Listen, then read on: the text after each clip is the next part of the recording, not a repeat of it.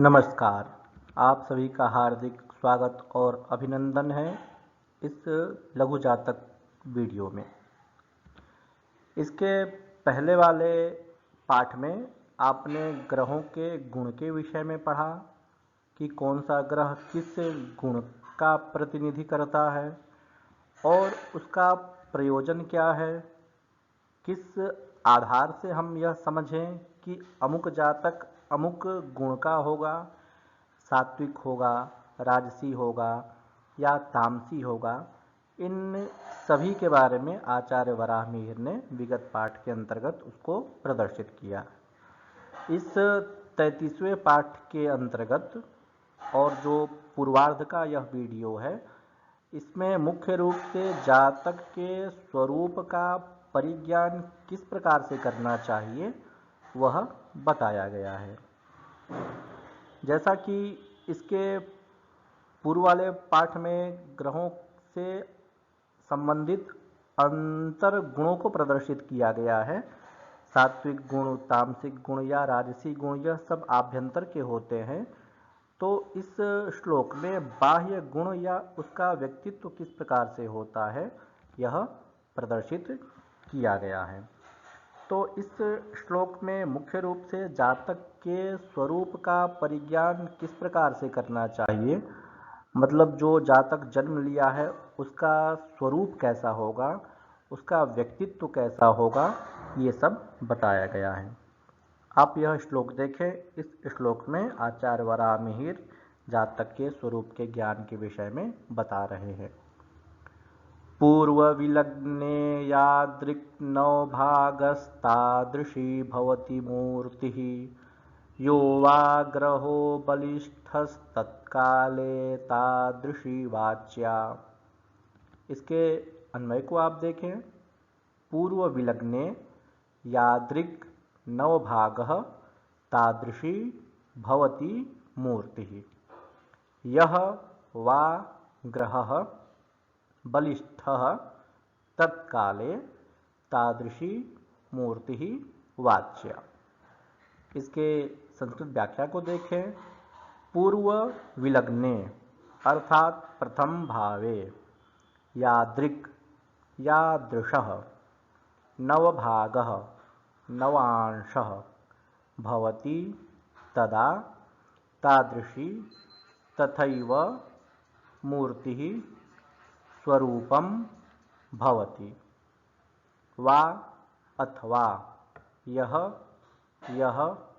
ग्रहः खेटः बलिष्ठः बलवान तत्काले जन्मकाले तादृशी तथैव मूर्तिः वाच्या कथनीया।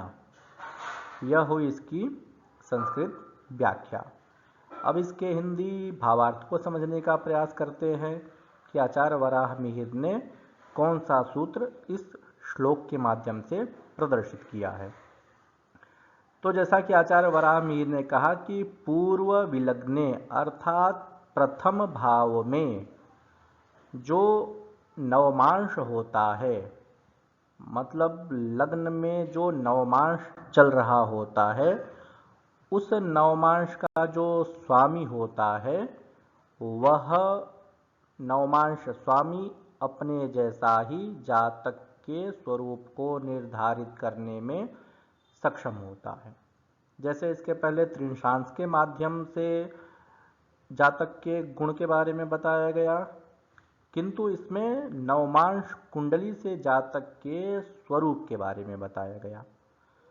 तो नवमांश कुंडली में जो लग्न स्थान है उसमें जो लग्न होता है, मेष हो, वृषभ हो, मिथुन हो, और उसका जो स्वामी होता है और उस ग्रह स्वामी का जो स्वरूप आपको विगत पाठ में बताया गया है, तो वैसा ही स्वरूप, वैसी ही आकृति, वैसी ही कदकाठी जातक की कहनी चाहिए।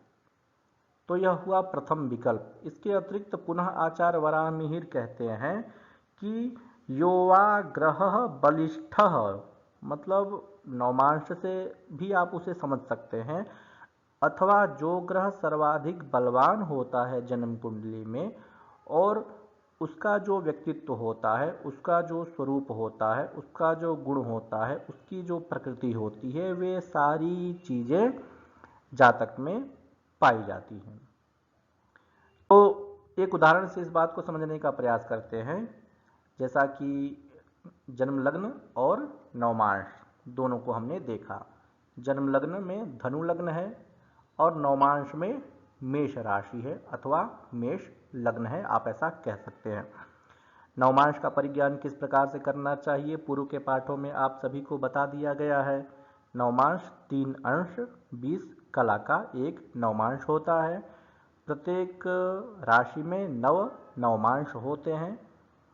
तो आचार्य वराहमिहिर ने कहा कि लग्न में जो नवमांश चल रहा हो उसके जैसा जातक का स्वरूप कहना चाहिए, अथवा जो लग्न कुंडली में सर्वाधिक बलशाली ग्रह हो उसके जैसा उसकी मूर्ति कहनी चाहिए, अर्थात उसका स्वरूप उसके जैसा ही कहना चाहिए। यह केवल पूर्व लग्न से अर्थात प्रथम लग्न से ही विचार करना चाहिए, क्योंकि आचार्य वराहमिहिर ने पहले ही स्पष्ट कर दिया कि जो प्रथम लग्न होता है उसे हम कहते हैं तनु। तनु अर्थात शरीर। प्रथम भाव से शरीर का समस्त विचार करना चाहिए।